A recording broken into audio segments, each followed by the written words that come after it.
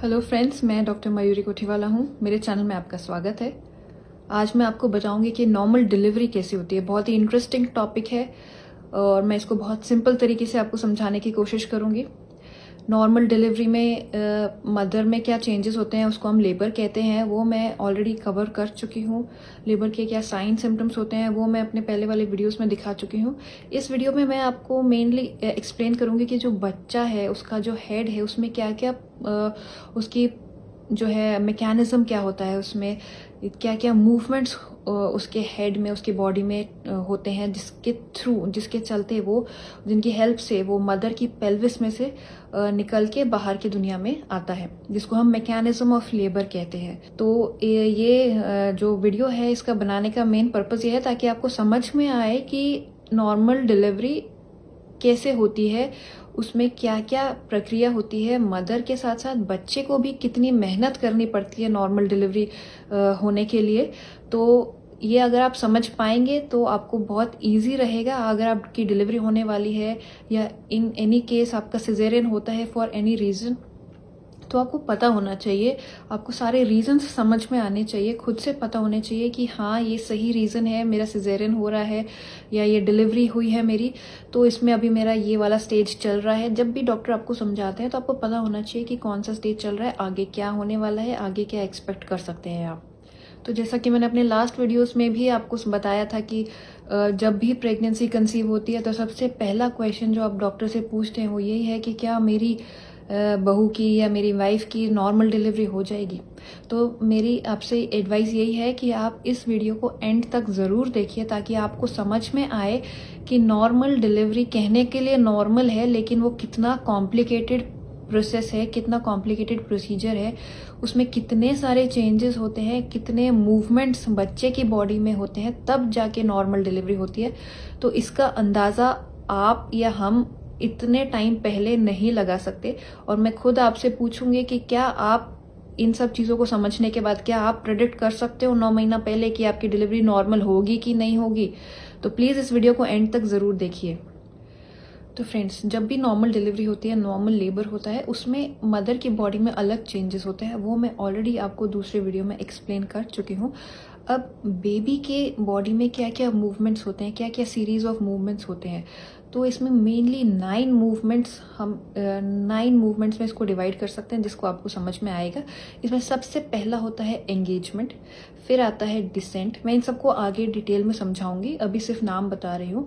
सबसे पहला होता है एंगेजमेंट, फिर होता है second descent, third is flexion, फिर होता है इंटरनल रोटेशन, फिर होता है क्राउनिंग, रेस्टिट्यूशन, एक्सटर्नल रोटेशन और एक्सपल्शन। ये 9 मूवमेंट्स हैं बेबी के जो बॉडी में टेक प्लेस करते हैं ड्यूरिंग उसका पाथ, जब वो ट्रैवल करता है मदर के जो यूट्रस है उससे निकल के, जब वो बच्चेदानी के मुंह के होते हुए उसके मदर की पेल्विस से बाहर की दुनिया में आता है। ये जो पूरा डिलीवरी का प्रोसेस है उसमें बेबी की जो बॉडी में कुल मिला के 9 मूवमेंट्स टेक प्लेस करते हैं। तो फ्रेंड्स, यहाँ पे मैं आपको एक इम्पॉर्टेंट चीज़ ये समझाना चाहूँगी कि ये जो 9 मूवमेंट्स मैं आगे बताने जा रही हूँ, ये केवल और केवल बच्चा अगर सीधा है, उसका सर नीचे की तरफ है, जिसको हम किफैलिक प्रेजेंटेशन कहते हैं, तभी पॉसिबल है। अगर बच्चा आड़ा है, उल्टा है, तो उसकी बॉडी में ये सारे मूवमेंट्स नहीं होते। ये नॉर्मल डिलीवरी जो मैंने अपनी डेफिनेशन बताई थी पहले, नॉर्मल लेबर क्या होता है, उसका एक रिक्वायरमेंट ये है कि बच्चा सीधा होना चाहिए, उसका सर नीचे की तरफ होना चाहिए, तभी उसको हम नॉर्मल कहेंगे। तो ये सारे जो 9 स्टेप्स हैं ये केवल और केवल तभी होते हैं बच्चे में जब उसका हेड नीचे की तरफ होता है। और ये सारी मूवमेंट जो है वो हेड में, मेनली हेड में ही टेक प्लेस करते हैं। अगर वो बच्चा उल्टा है या आड़ा है, टेढ़ा है, तो उन सब में ये मैकेनिज्म नहीं होता है। तो हम ये मान के चल रहे हैं कि हम आपको एक नॉर्मल लेबर ही समझा रहे हैं। तो इसमें जो सबसे पहला आता है मैकेनिज्म में, वो होता है एंगेजमेंट। एंगेजमेंट का मतलब है कि जो बच्चे का जो सर है, जब वो मदर की पेल्विस में एंटर हो जाता है, जब मदर का जो गर्भवती महिला है उनका जो हड्डी का रास्ता है उसमें जब सर घुसने लगता है तो उसको हम एंगेजमेंट कहते हैं। दूसरा स्टेप आता है डिसेंट। डिसेंट मतलब कि बच्चा नीचे सरकता है, नीचे सरकने लगता है। जैसे जैसे दर्द चालू होते हैं, जैसे जैसे लेबर आगे एडवांस होता है तो बच्चे का नीचे खिसकना भी ज़रूरी है। तो वो साथ में उसकी बॉडी जो है वो धीरे धीरे नीचे मदर की पेल्विस में और नीचे एंटर होने लगती है। तीसरी चीज़ होती है फ्लेक्शन। फ्लेक्शन एक एटीट्यूड है बच्चे का, जिसमें वो अपने सारे हाथ और पैरों को अपने पास सिकुड़ के रखता है और गर्दन भी उसकी नीचे की तरफ झुकी हुई होती है। तो ये फ्लेक्शन से उसको हेल्प मिलती है कि वो अपनी बॉडी को श्रिंक करता है, बॉडी को और छोटे साइज से कम साइज में लेके आता है, ताकि वो इजीली मदर की पेल्विस से निकल सके। तो नेक्स्ट इंपॉर्टेंट जो स्टेप होता है वो होता है इंटरनल रोटेशन। इंटरनल रोटेशन बहुत ज़रूरी है डिलीवरी के लिए। जब तक इंटरनल रोटेशन नहीं होगा बच्चा और नीचे नहीं खिसकेगा और नीचे उसका डिसेंट रुक जाएगा। तो इंटरनल रोटेशन में बेसिकली जो बच्चे का पीछे वाला पार्ट होता है, जो पीछे सर का पीछे वाला पार्ट होता है, वो घूम के 90 डिग्री, लगभग 90 डिग्री वो घूमता है और आगे की तरफ आ जाता है।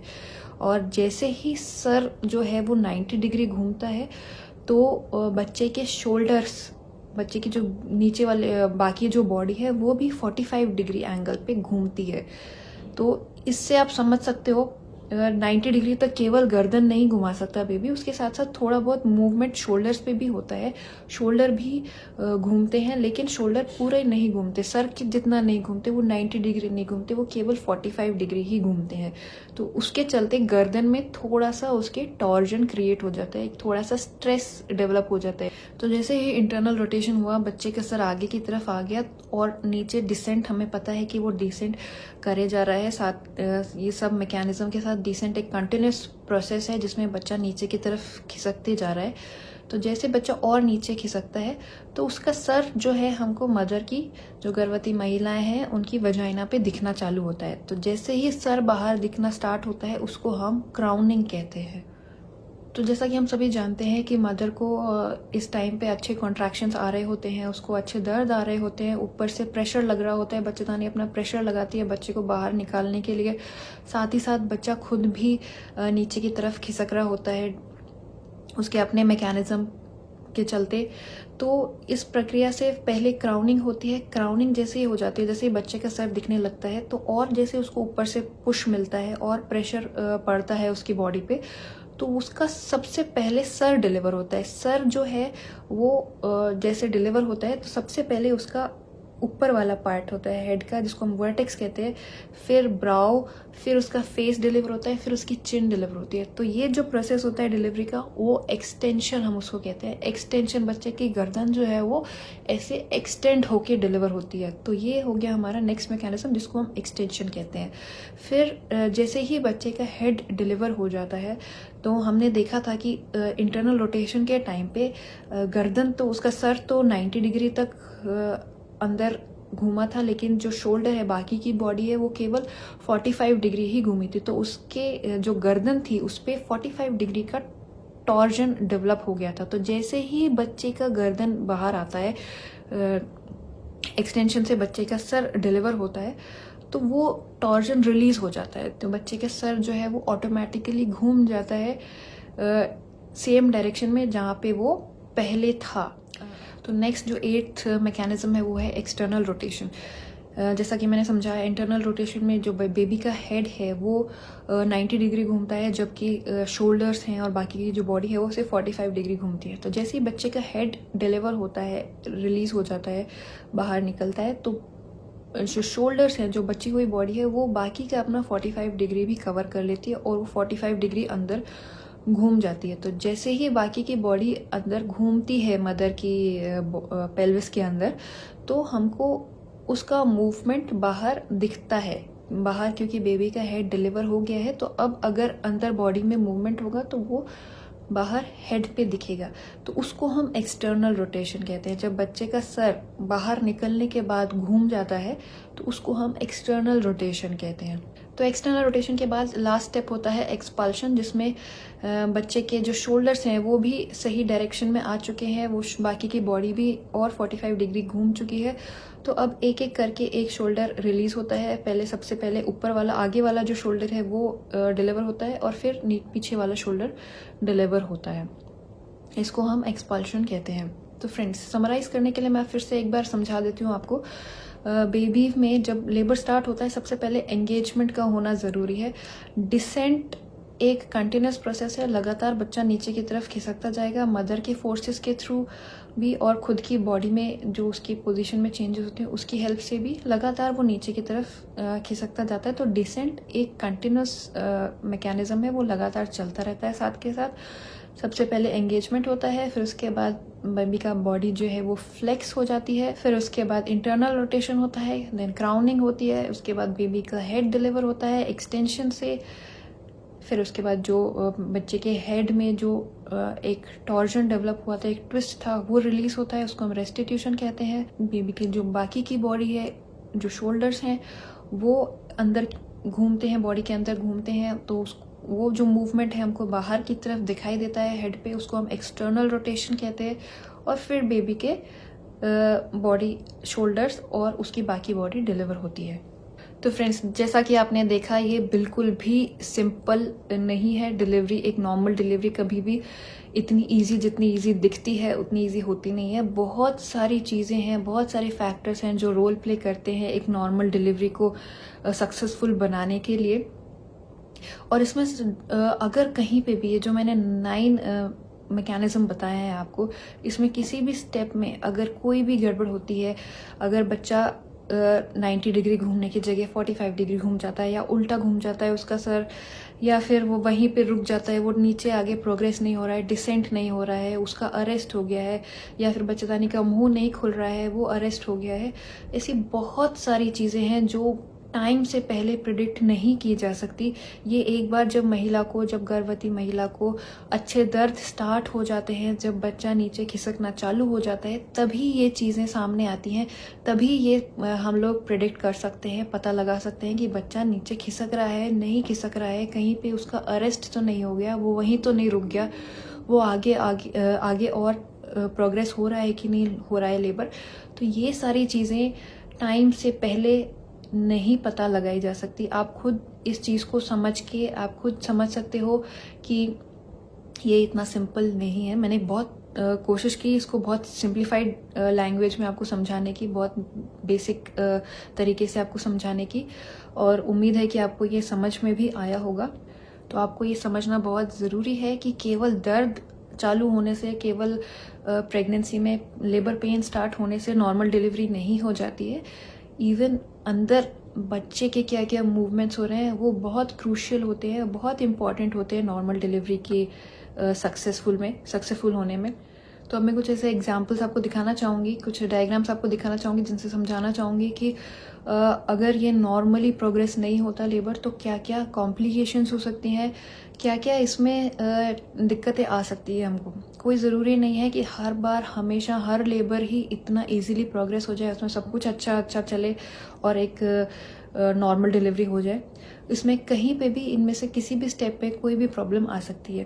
तो सबसे पहले तो मदर में ही अच्छे कॉन्ट्रैक्शन नहीं आते, या फिर बच्चेदानी का मुंह नहीं खुलता है एडिक्वेटली, 10 सेंटीमीटर तक खुलना चाहिए, वो 10 सेंटीमीटर ना खुल के कहीं बीच में ही अरेस्ट हो जाए, या फिर खुलना स्टार्ट ही ना हो, ये प्रॉब्लम हो सकती है। उसको सेकेंड प्रॉब्लम हो सकती है कि दर्द अच्छे चालू नहीं हो, एक एडिक्वेट कॉन्ट्रैक्शन चाहिए होता है, हल्के फुल्के दर्द से डिलीवरी नहीं होती, थोड़े थोड़े दर्द आ रहे हैं, या फिर इरेगुलरली आ रहे हैं, कभी आ रहे हैं कभी नहीं आ रहे हैं। तो ये ऐसे पेन्स हमारे लिए किसी हेल्प के नहीं होते, इन पेन से डिलीवरी नहीं होती है।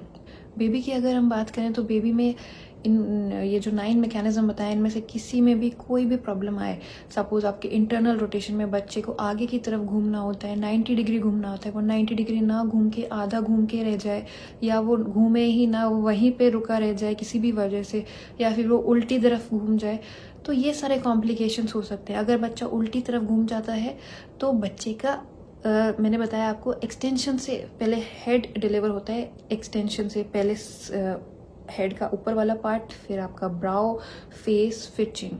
ऐसा नहीं हो पाता फिर अगर बच्चे का सर पीछे की तरफ इंटरनल रोटेशन हो जाता है, तो पहले बच्चे का फेस डिलीवर होता है, उसको हम फेस टू प्यूबिस डिलीवरी कहते हैं। ये एक डिफ़िकल्ट डिलीवरी होती है और इसमें बेबी को तो रिस्क रहता ही है, साथ में मदर को भी काफ़ी ज़्यादा डैमेज होता है नीचे वजाइना में, उसकी जो वजाइना है उसमें काफ़ी ज़्यादा चोट और टीयर्स हो सकते हैं।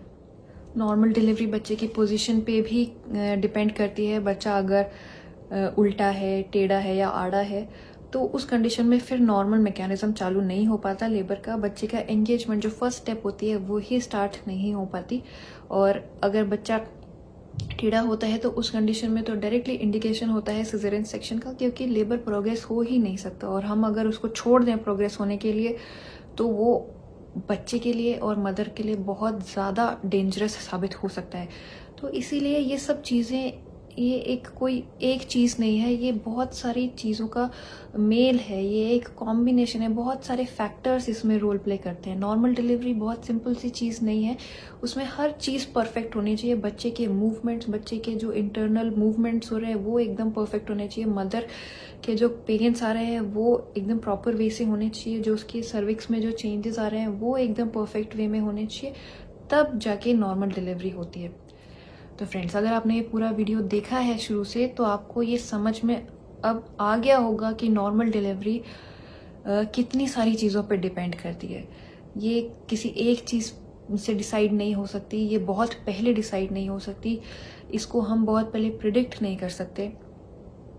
डॉक्टर का रोल नॉर्मल डिलीवरी में एकदम एंड स्टेज पे आता है, जब बेबी एटलीस्ट बच्चा कुछ हद तक नीचे आया हुआ होना चाहिए, कुछ उसका इंटरनल रोटेशन एटलीस्ट हो चुका होना चाहिए, तब जाके अगर कहीं पे कुछ दिक्कत आती है, कहीं पे कोई अरेस्ट हो रहा है, बच्चा नीचे नहीं सरक रहा है या बच्चादानी का मुंह पूरा नहीं खुल रहा है, तो हम कुछ इंटरफेयर कर सकते हैं। लेकिन अगर स्टार्टिंग से ही प्रॉब्लम है या ज़्यादा प्रॉब्लम है, बच्चे का सर आगे की तरफ, आगे की जगह पीछे घूम गया या कुछ और कॉम्प्लिकेशन हो गई, तो उसमें डॉक्टर कुछ कर नहीं सकते, क्योंकि हमारा एक्सेस नहीं रहता। हम अंदर हाथ डाल के या अंदर कुछ इंस्ट्रूमेंट डाल के नहीं कर सकते।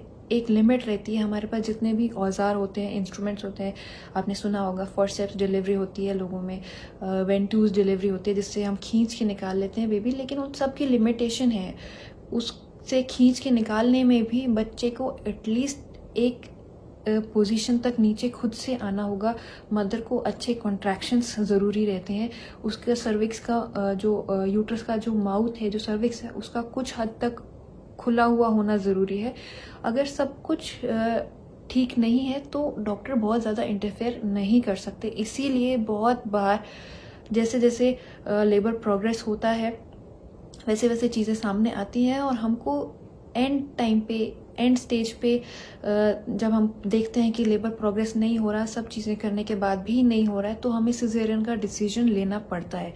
तो इसलिए कोई गारंटी नहीं है, कोई ऐसे हम प्रिडिक्ट करके आप हमको पत्थर की लकीर लिख के नहीं दे सकते कि 9वें महीने पे या फिर जब भी आपका लेबर पेन स्टार्ट हुआ तो आपकी गारंटीड नॉर्मल डिलीवरी हो जाएगी। डॉक्टर हमेशा आपको यही कहता है, जब भी आपका जैसा भी प्रोग्रेस चल रहा होगा लेबर का, हम आपको टाइम टू टाइम इन्फॉर्म करते हैं कि अभी ये चल रहा है, अभी ये फेज चल रहा है और इतना टाइम लग सकता है डिलीवरी में।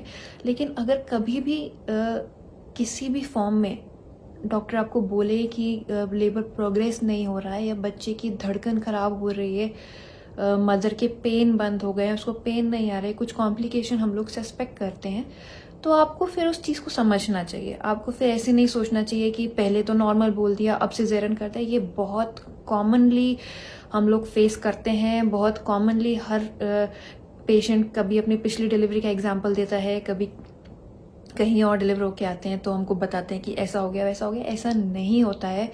कभी भी डॉक्टर आपके नुकसान के लिए, आपके बेबी के नुकसान के लिए कोई भी डिसीजन नहीं लेगा। आपको भरोसा होना चाहिए उन पे कि जो भी वो डिसीजन ले रहे हैं वो आपके और आपकी जो गर्भवती महिलाएं हैं उनके लिए और होने वाले शिशु के लिए बहुत सही डिसीजन है। और वो हमेशा एक हेल्दी मदर और एक हेल्दी बच्चे को ध्यान में रखते हुए ही ऐसे डिसीजंस लेते हैं। अगर हम टाइमली डिसीजन ना लें, अगर हमें दिख रहा है कि लेबर प्रोग्रेस नहीं कर रहा है, बच्चा अटक गया है, रुक गया है उसका प्रोग्रेस और उसकी धड़कन खराब हो रही है, किसी और तरह का कोई कॉम्प्लिकेशन हम देखते हुए भी उसको नज़रअंदाज कर दें कि नहीं नहीं ये तो नॉर्मल चलने दो, नॉर्मल कराओ, नॉर्मल की कोशिश करो, ज़बरदस्ती करो, जबकि वो हो ही ना रहा हो, तब वो डॉक्टर की गलती है, तब वो नेग्लिजेंस है। लेकिन अगर डॉक्टर आपको आपके फेवर में, आपकी हित में कुछ एडवाइस देते हैं तो आपको उसको मानना चाहिए, आपको उस पर ट्रस्ट होना चाहिए। यही मैं आपसे कहना चाहूँगी। तो फ्रेंड्स, उम्मीद है आपको ये वीडियो पसंद आया होगा, आपको समझ में आया होगा कि नॉर्मल डिलीवरी में क्या क्या मैकेनिज़्म होते हैं, बच्चे में क्या चेंजेस होते हैं और मदर में क्या चेंजेस आते हैं। तो अगर आपको ये वीडियो पसंद आया तो प्लीज़ लाइक करिए और अपने फ्रेंड्स के साथ शेयर करिए, और अगर आपने चैनल सब्सक्राइब नहीं किया है तो प्लीज़ सब्सक्राइब कीजिए। Thank you.